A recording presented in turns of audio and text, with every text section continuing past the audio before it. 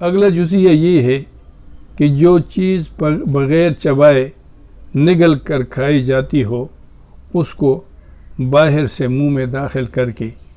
اور نگل جانے سے کفارہ واجب ہوگا، اگرچہ وہ قلیل ہو، جیسے تل وغیرہ کا دانہ۔ مثلا تل جو ہے بہت معمولی سی چیز ہے، آدمی نے باہر سے اٹھائی اور منہ میں ڈال دی اور اسی طریقے سے بغیر چبائے اس کو جو ہے وہ نگل دیا، تو اس صورت میں اس پر قضا اور کفارہ واجب ہوں گے۔ اسی طریقے سے جیسے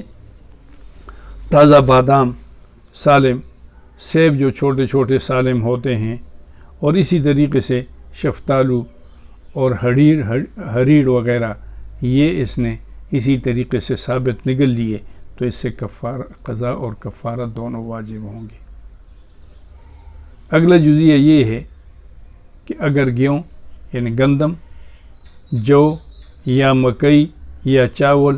یا باجرہ وغیرہ کے آٹے کو گھی یا شہد میں ملا کر اس کو گھی اور شہد میں ملایا،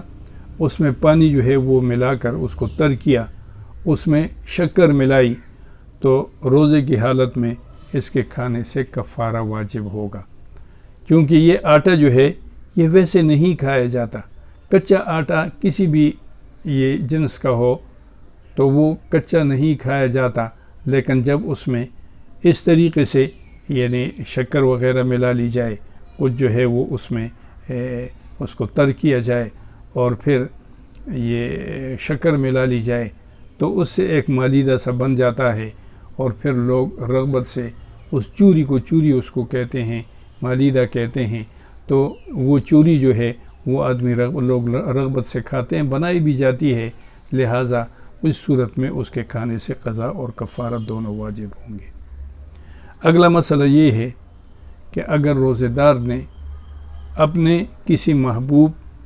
یا اپنی بیوی کا تھوک نگل لیا یا اس کا چبایا ہوا لقمہ کھایا تو کفارہ واجب ہوگا۔ اس کے علاوہ اور کسی کا تھوک یا جھوٹا لقمہ کھانے سے کفارہ نہیں آئے گا، صرف قضا واجب ہوگی۔ اب یہ بیوی یا محبوب یا بعض دفعہ جو ہے وہ اپنے پیر اور مرشد، استاذ، جن کے ساتھ یا تو محبت ہوتی ہے اور یا جن کے ساتھ عقیدت کے لحاظ سے محبت ہوتی ہے، جیسے استاذ ہے، پیر و مرشد ہے، یا کوئی اور ایسے بزرگ شخصیت، تو اس کا لقمہ یا اس کا لعاب جو ہے اس سے لوگوں کو فرحت محسوس ہوتی ہے، خوشی محسوس کرتے ہیں وہ، اور اس کو عقیدت کے طور پر جو ہے وہ اس سے ان کو اچھا لگتا ہے، یا جیسے بیوی وغیرہ یا محبوب ہے ان کا لعاب، اس سے بھی آدمی کو اچھا محسوس ہوتا ہے، اچھا لگتا ہے اس کو، لہٰذا اگر اس سے وہ کھایا یا ان کا لقمہ جو ہے وہ یا ان کا لعاب جو ہے وہ اس نے وہ کھایا، تو اس سے قضا اور کفارہ دونوں واجب ہوں گے۔ اور اگر جن کا نہیں ہے، جس کا لعاب یعنی آپ کو کوئی عقیدت اس کے ساتھ نہیں ہے، کوئی محبت آپ کی نہیں ہے، کوئی رشتہ محبت والا نہیں ہے، اس کے لعاب سے جو ہے وہ صرف قضا واجب ہوگی، کفارہ واجب نہیں ہوگا۔ اگلا جزیہ یہ ہے کہ اگر کسی روزے دار نے کچا گوشت کھایا اور وہ سڑا بسا ہوا ہے تو اس پر کفارہ واجب ہوگا۔ گوشت ہے، سڑا بسا ہوا بھی ہے، تو تب بھی جو ہے وہ کفارہ واجب ہوگا، اور اگر کچے گوشت میں کیڑے پڑ گئے ہوں تو اس کے کھانے سے کفارہ واجب نہیں ہوگا، صرف قضا واجب ہوگی۔ اب یہ بات ذرا تھوڑے سے وہ سمجھنے کی ہے، وہ یہ ہے کہ اگر کچا گوشت ہے اور وہ سڑا بسا ہوا ہے تو تب بھی اس کے اندر غذائیت ہوتی ہے،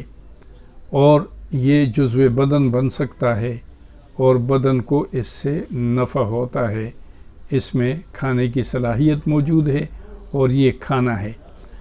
تو اس سے جو ہے وہ کفارہ واجب ہوگا۔ لیکن اگر اس میں کیڑے پڑ گئے ہیں تو کفارہ واجب نہیں ہوگا، صرف قضا ہوگی۔ اب چونکہ اس میں کیڑے پڑنے سے غذائیت جو ہے وہ ختم ہو گئی، وہ اب اس کے جسم کا، بدن کا حصہ اور جز نہیں بن سکتا، لہٰذا اس پر صرف قضا واجب ہوگی۔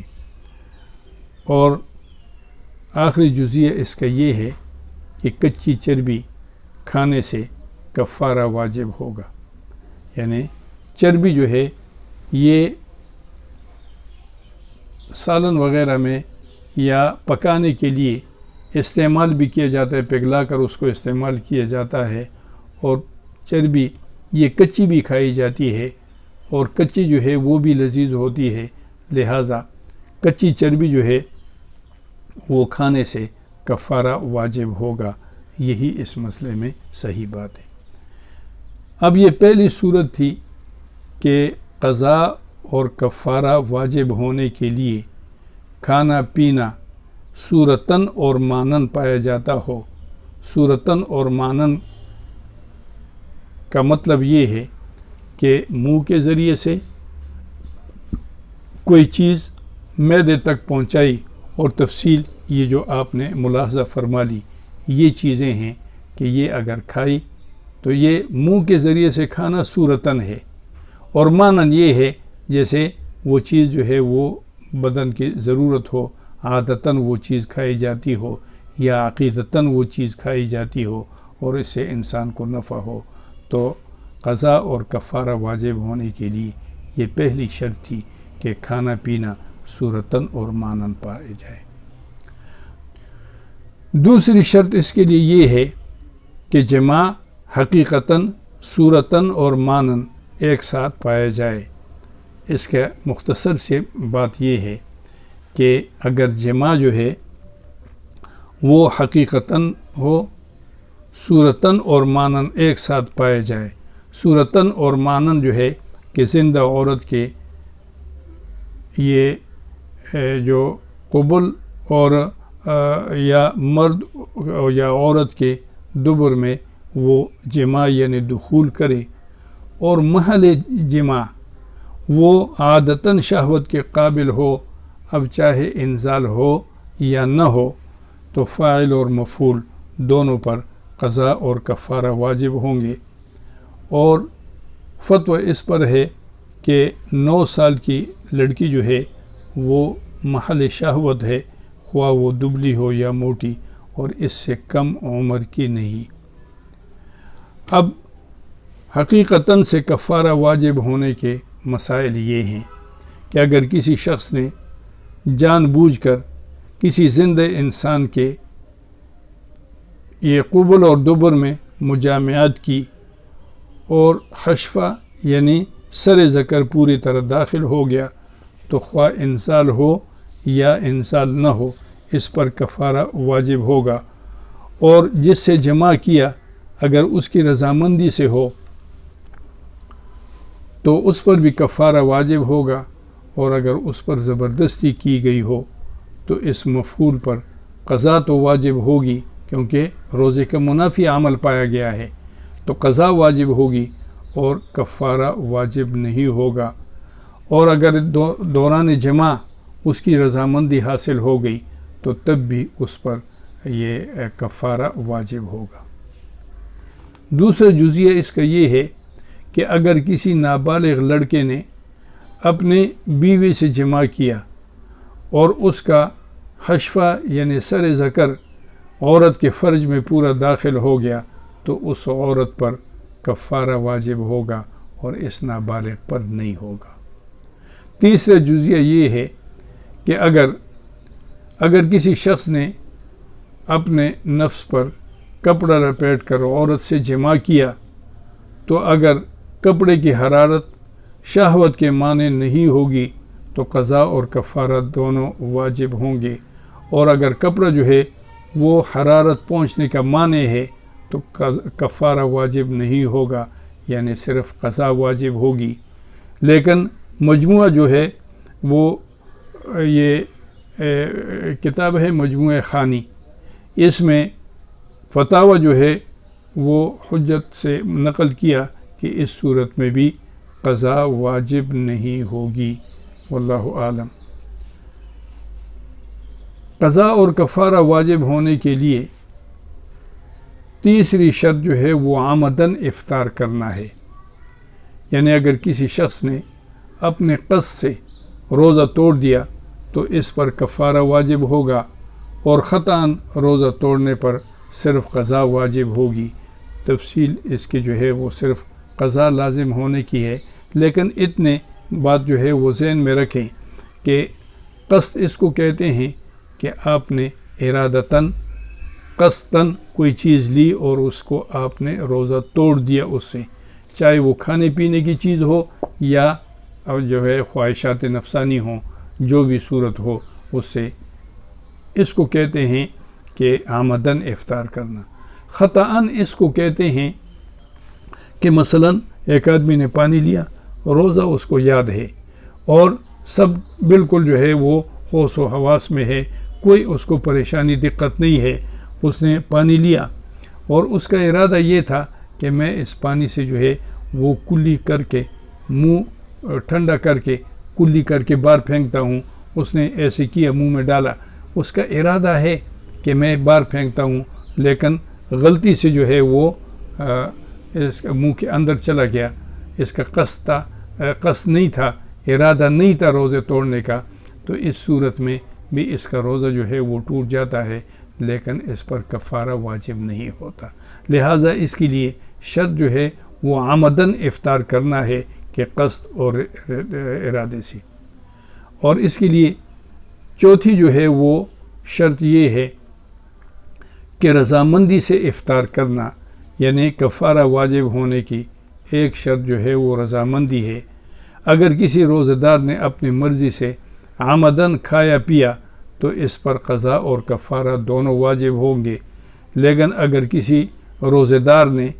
عورت کے ساتھ یا اس کی رضامندی کے سے عمدن مجامعات کی یا کوئی چیز کھائی پی تو اس دونوں صورتوں پر جو ہے وہ کفارہ واجب ہوگا۔ یعنی یہ جو کھانا پینا ہے یا خواہشات نفسانی ہیں تو یہ رضامندی سے وہ کرنا، اپنے رضا سے کرنا، اس پر کفارہ واجب ہوگا۔ اور پانچویں جو ہے وہ شرط اس کی یہ ہے کہ اضطرار نہ ہونا۔ اضطرار اس کو کہتے ہیں کہ کسی وجہ سے آدمی کی حالت اس طریقے سے غیر ہو گئی کہ اب اس کو کھائے پیے بغیر چارہ نہیں ہے، اس کی جان جو ہے وہ نکلنے کو ہے، ایسے اضطرار اس کو ہو گیا، ایسی مجبوری ہو گئی، اور پیاس کی وجہ سے یا بھوک کی وجہ سے یا کسی دوائی وغیرہ کے لینے کی وجہ سے اس کو اب جو ہے نا وہ کوئی چیز لینی پڑ رہی ہے، تو یہ اضطرار کی صورت میں صرف قضا واجب ہوتی ہے، لیکن اضطرار نہیں ہے اس کو، اور اس لیے کفارہ واجب ہونے کے لیے ایک شرط یہ ہے کہ اضطرار نہ ہو، مجبوراً جو ہے وہ اس کو روزہ نہ توڑنا پڑ رہا ہو بلکہ اپنی مرضی اور رضامندی سے۔ چھٹی شرط جو ہے وہ اس کے لیے کفارہ لازم ہونے کے لیے یہ ہے کہ روزے کا توڑنا روزے دار کے اپنے فعل سے ہو، کہ روزہ جو ہے یہ اپنے فعل سے، اپنے خود کے ارادے اور کام سے یہ روزہ توڑ رہا ہے، تو یہ ہے کہ اپنے فعل سے اس کا روزہ وہ ٹوٹ گیا ہو، اس نے توڑ دیا ہو۔ اور اگر یہ ہے کہ فعل نہیں ہے اس کا، بلکہ جیسے دھواں ہے، غبار وغیرہ ہے، یا یہ چکی وغیرہ کا یہ آٹے کا غبار ہے، یا اس طریقے سے جو ہے وہ اس کے منہ میں یہ غبار یا گردہ یا دھواں یہ چلا گیا، لیکن اس کے اپنے فعل سے نہیں، یا جیسے اگربتی وغیرہ کا وہ ہے یا بھاپ وغیرہ ہے، تو اگر یہ اس کے اپنی مرضی سے نہیں ہے بلکہ جہاں پر یہ ہے وہاں پر گرد ہی گرد ہے، دھواں ہی دھواں ہے، یا غبار ہی غبار ہے، تو اس صورت میں اس کا جو ہے وہ روزہ نہیں ٹوٹے گا۔ لیکن اگر اس نے اپنے قصد سے کہ دھواں کو ایسے اس نے دھوئیں کو لیا اس نے، تو اس سے اپنے قصد اور ارادے سے، تو اس صورت میں اس کا روزہ جو ہے وہ ٹوٹ جائے گا اور قضا اور کفارہ دونوں واجب ہوں گے۔ اس کی اگلی شرط 7ویں شرط جو روزہ توڑنے کی ہے وہ یہ ہے کہ روزہ توڑنے کے بعد ایسا عذر لاحق نہ ہونا جس سے روزہ رکھنا مباح ہو جاتا ہو۔ مثلا اس طریقے سے کہ ایک آدمی نے قصد سے، ارادے سے، بغیر اضطرار کے عمدن اس نے جو ہے وہ روزہ توڑ دیا، افطار کر لیا اس سے۔ اب عام اصول کے مطابق جو ہے وہ اس پر یہ قضا اور کفارہ دونوں واجب ہونے چاہیے، لیکن یہ کوئی خاتون تھی اور اس نے اس طریقے سے کیا کہ صبح روزہ توڑ دیا، اسی دوران جو ہے وہ اس کو بیماری پڑ گئی، حیض آ گیا اس کو یا نفاس ہو گیا، تو اس صورت میں چونکہ اگر یہ روزہ افطار نہ بھی کرتی تو تب بھی اب اس کا روزہ خود بخود جو ہے وہ ٹوٹ جاتا، کیونکہ حیض کی حالت میں عورت جو ہے یہ عبادت کی اہل ہی نہیں ہوتی، لہٰذا اس کا روزہ جو ہے وہ ٹوٹ جانا تھا۔ اس نے پہلے توڑ دیا تو اس وقت تو ہم اس کو کہتے تھے کہ بھئی آپ کو جو ہے وہ قضا اور کفارت دونوں، لیکن اسی دن جب اس کو یہ عذر بھی لاحق ہو گیا جس میں شریعت نے اس کو روزہ نہ رکھنے کی اجازت دی اور وہ روزے کی اہلیت ہی نہیں رکھتی ہے، لہٰذا اس سے جو ہے وہ کفارہ وہ ساقط ہو جائے گا اور صرف قضا اس کے ذمہ ہوگی۔ اس لیے اس میں ایک شرط جو ہے وہ یہ ہے کہ روزہ توڑنے کے بعد اس کو کوئی ایسا عذر جو ہے وہ لاحق نہ ہو جس سے روزہ نہ رکھنا مباح ہو جاتا ہو۔ اور دوسری صورت یعنی 8ویں صورت جو ہے وہ یہ ہے شرط کہ روزہ توڑنے سے پہلے کسی ایسے عذر کا لاحق نہ ہونا۔ مثلا یہ ہے کہ اس نے ابھی روزہ توڑا نہیں ہے اور اس سے پہلے اس کو ایسا عذر لاحق ہو گیا جس سے اس کو روزہ نہ رکھنا مباح تھا، یعنی اگر کسی روزہ دار شخص نے روزہ توڑنے سے پہلے شرعی سفر اس نے شروع کر دیا تو اب اس کو شریعت نے یہ اجازت دی ہے کہ اگر آپ چاہیں تو روزہ رکھیں، روزہ رکھنے میں بہت اجر ہے، لیکن اگر روزہ نہ رکھنا چاہیں تو نہ رکھنے کی بھی اجازت ہے، یعنی روزہ نہ رکھنا اس کے لیے مباح ہے، جائز قدر ہے اس کے لیے کہ وہ اگر نہ رکھنا چاہے تو نہ رکھے۔ اسی طریقے سے کہ اس نے جو ہے وہ روزہ رکھا اور روزہ رکھنے کے بعد اس کو سفر درپیش ہو گیا، وہ سفر پر نکل گیا، تو اب اس نے اگر روزہ توڑ دیا تو اس پر کفارہ واجب نہیں ہوگا، صرف قضا واجب ہوگی۔ اس کی تفصیل جو ہے وہ آگے قضا واجب ہونے کے مسائل جب بیان ہوں گے تو انشاءاللہ اس میں بیان ہوگا۔ 9ویں شرط اس کے لیے یہ ہے کہ روزے کا توڑنا رمضان کے ادائی روزوں میں سے ہو۔ مثلا جیسے آج رمضان کا ادائی روزہ ہے کہ رمضان کا مہینہ بھی ہے، روزہ بھی ہے اور ہم مکلف بھی ہیں، ہمیں حکم ہے کہ آپ کو روزہ رکھنا ہوگا۔ اب یہ ادائی روزہ جو ہے یعنی آج کا روزہ یہ ایک آدمی نے وہ توڑ دیا اور باقی تمام شرائط پائی جاتی ہوں تو اس پر کفارہ واجب ہوگا۔ اور اگر یہ آدمی رمضان کے علاوہ رمضان کا روزہ قضائی روزہ جو ہے وہ رکھتا ہے، مثلا اس رمضان میں، گزشتہ رمضان میں، اس سے اگلے رمضان میں اس سے روزہ جو ہے وہ رہ گیا تھا اور اب یہ اس کی قضا رکھ رہا ہے تو وہ رمضان کا روزہ اور قضا ہے، لہٰذا اس کے قضا جو ہے ہونے کی وجہ سے یہ قضا ہونے کی وجہ سے چونکہ دوسری رمضان کا تو اس پر جو ہے وہ صرف کفارہ واجب نہیں ہوگا، صرف قضا واجب ہوگی۔ اب سوال یہاں پر یہ ذہن میں آتا ہے کہ آخر جو ہے وہ رمضان کے ادائی روزے جو ہے وہ اس میں قضا کفارہ کیوں واجب ہوتا ہے؟ دیکھیں، ایک جو ہے وہ روزہ رکھنا، ایک ہے رمضان کا جو مہینہ ہے اس کا احترام، یہ دو چیزیں جو ہے یہ بالکل لازم ہیں، یعنی آپ رمضان کے روزے میں رمضان کے مہینے میں روزہ بھی رکھیں گے اور رمضان کے مہینے کا احترام بھی کریں گے۔ اب یہ جو آدمی جس نے رمضان میں رمضان کا روزہ جو ہے وہ اس نے توڑا تو ایک تو روزہ نہیں رکھا اس نے، اور دوسرا جو ہے وہ رمضان کے بے اکرامی کی، بے احترامی کی اس نے، اور اس کی عزت اور احترام اس نے نہیں کیا۔ لہٰذا اب یہ رمضان کے حرمت کو پامال کرنے کی وجہ سے اس پر جو ہے وہ کفارہ واجب ہوگا۔ لیکن یہی روزہ جو اس کا کسی وجہ سے رمضان کا روزہ وہ ٹوٹ گیا ہو، نہیں رکھا اس نے، اور یہ رمضان کے علاوہ وہ روزہ رکھنا چاہتا ہے، اس کو اگر قصداً ارادتاً تمام شرائط کے ساتھ اس نے توڑ دیا تو تب بھی ہم اس کو کہتے ہیں کہ آپ پر کفارہ نہیں ہے، صرف آپ پر قضا ہے۔ وجہ یہ ہے کہ وہاں صرف روزہ جو ہے وہ توڑنا ہے، اور رمضان تو ہے نہیں کہ اس کا احترام اس کے ذمے لازم ہو۔ اسی وجہ سے مسئلہ یہ ہے کہ جو آدمی سفر سے واپس آئے، اس نے روزہ نہیں رکھا ہے، تو جیسے ہی وہ سفر سے گھر واپس آتا ہے تو اب اس کو روزہ تو اس کا نہیں ہے کیونکہ اس نے رکھا نہیں ہے، لیکن باقی جو دن کا حصہ ہے اس میں یہ روزہ دار لوگوں کے احترام، رمضان کے احترام کے طور پر یہ کھلے عام کوئی چیز کھائے گا، پیے گا نہیں۔ اسی طریقے سے اگر کوئی خاتون جو ہے وہ دن کے وقت بیماری سے پاک ہو جائے تو صبح سے تو چونکہ اس کا روزہ نہیں تھا، وہ بیمار تھی،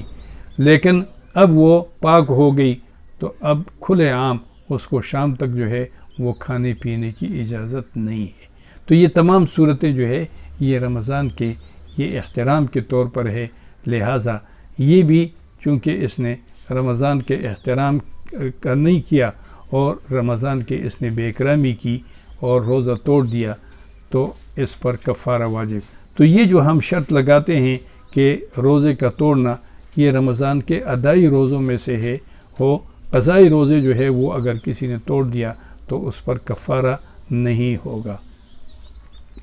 اگلی صورت جو ہے وہ اس کی یہ ہے کہ رمضان کے ادائی روزے کی نیت رات کے وقت سے کرنا۔ جیسے پہلے نیت کے باب میں یہ بات ذکر ہوئی کہ نیت بہتر یہی ہے کہ آدمی جو ہے وہ رات کو یعنی روزہ جیسے افطار کرے اور تو اس وقت اگلے دن کے روزے کی نیت کر لے، یا سحری کے وقت جو ہے وہ سحری کھانا یہ بھی نیت ہے۔ تو اس طریقے سے یعنی رات کو اس نے روزہ رکھنے کی نیت کی ہے تو اس صورت میں اس پر قضا اور کفارہ واجب ہوگا۔ اور اگر صبح صادق سے پہلے اور دوپہر شری سے پہلے اس آدمی نے نیت کی تو تب بھی اس پر جو ہے وہ صرف قضا واجب ہوگی، اور رات سے نیت کی تو اس پر جو ہے وہ کفارہ واجب ہوگا۔ اور اگلی شرط اس کی 11ویں شرط یہ ہے قضا کفارہ واجب ہونے کی کہ روزہ دار جو ہے وہ مکلف ہو، یعنی مکلف عاقل بالغ مرد یا عورت ہو تو اس پر جو ہے وہ روزہ توڑنے کی صورت میں اس پر کفارہ واجب ہوگا۔ لیکن اگر وہ مکلف نہیں ہے، مثلا یا تو وہ مریض ہے یا وہ مسافر ہے یا وہ نابالغ بچہ ہے، یا اس طریقے سے کہ جس پر شریعت کی جانب سے روزہ رکھنا اس پر فرض اور واجب نہیں ہے، تو اس صورت میں اس پر جو ہے وہ صرف قضا واجب ہوگی۔ کفارہ واجب ہونے کے لیے اس کا مکلف ہونا جو ہے وہ ضروری ہے۔ 12ویں شرط یہ ہے کہ عمداً روزہ توڑنا یہ شبہ کے بغیر ہو یا شبہ بے محل ہو۔ اس کی تفصیل جو ہے جب ہم یہ قضا واجب ہونے کی صورتیں بیان کریں گے تو اس میں انشاءاللہ اس کی تفصیل آ جائے گی۔ یعنی توڑنا شبہ کے بغیر ہو، یقینی طور پر اس نے روزہ ہی توڑا ہے، اس کو کوئی شبہ نہیں تھا، اور دوسرا یہ ہے کہ اس کو شبہ ہوا تھا لیکن اس کا وہ شبہ غلط تھا، بے محل تھا، تو ایک شرط یہ ہے۔ اور 13ویں جو ہے وہ شرط وہ یہ ہے کہ غروب میں تردد کی حالت میں افطار کرنا۔ اس مسئلے کی کل 9 صورتیں بنتی ہے، جن میں سے 4 صورتوں میں کفارہ واجب ہوتا ہے۔ وہ یہ کہ غروب آفتاب میں شک ہو اور افطار کے بعد اس کو پتہ نہ چلے کہ غروب ہو گیا تھا یا نہیں۔ دوسرا یہ ہے کہ افطار کے بعد ظاہر ہوا کہ آفتاب غروب نہیں ہوا۔ تیسری صورت یہ ہے کہ آفتاب غروب نہ ہونے کا گمان ہو اور اس کو افطار کے بعد بھی پتہ نہ چلا کہ غروب ہو گیا یا نہیں۔ اور چہارم اس صورت میں افطار کے بعد ظاہر ہوا کہ آفتاب غروب نہیں ہوا تھا، ان سب صورتوں میں قضا واجب ہوگی، اور باقی جو ہے یہ اس صورت میں کفارہ واجب ہوگا، اور باقی جو صورتیں ہیں اس میں صرف قضا واجب ہوگی، اور وہ پھر دوبارہ جو ہے وہ اس میں انشاءاللہ بیان کی جائے گی۔ اور ایک شرط اس کے یہ ہے کہ وقت میں تردد ہو تو نفی کرنے والے کی شہادت پر اعتماد کرنا۔ اصول یہ ہے کہ اثبات والے کی شہادت قبول کی جاتی ہے اور نفی کرنے والے کی شہادت قبول نہیں کی جاتی۔ پس اگر دو شخصوں نے فجر کے ہونے کی گواہی دی اور دوسرے دو شخصوں نے طلوع نہ ہونے کی گواہی دی، اور اس شخص نے افطار کر دیا یعنی کچھ کھا لیے پی لیا، تو پھر ظاہر ہوا کہ فجر طلوع ہو چکی تھی، تو اس شخص پر قضا اور کفارہ واجب ہوں گے۔ اور 15ویں شرط جو ہے وہ عادی اور یقینی عذر کا نہ ہونا، یعنی روزہ افطار کیا اور اس کو کوئی عادی یا یقینی عذر نہیں تھا، صرف گمان سا تھا، تو اس صورت میں صرف جو ہے وہ قضا واجب ہوگی، کفارہ واجب نہیں ہوگا۔ اس کی تفصیل جو ہے وہ ساری تفصیل قضا واجب ہونے کی صورتوں میں بیان ہو گئے انشاءاللہ۔ یہ تمام جو ہے یہ 15 شرطیں تھی جو قضا اور کفارہ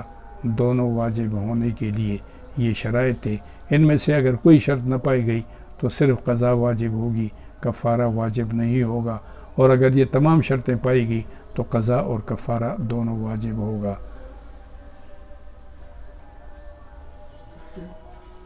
بس